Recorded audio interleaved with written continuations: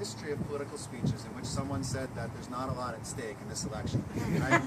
So I recognize that you may have heard this before. But what really is true is that what's happening on November 2nd is pivotal, because when we're starting to make progress, when you start to make a little bit of headway, that's when you encounter the most resistance. That's why there's been more than $1 million coming into this race from Friends of Big Oil.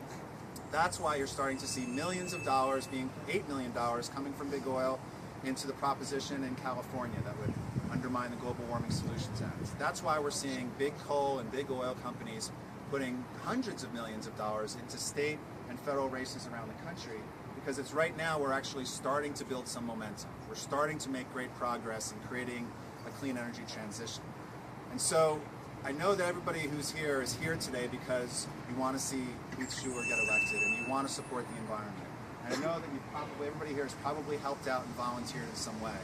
So what we're asking of you is that there's only 12 days between now and the election. There's only 12 days. And so if you care about forests, if you care about land protection, and if you care about climate change and a clean energy environment, then lean into it a little bit more. And volunteer just a couple extra hours in the next couple weeks.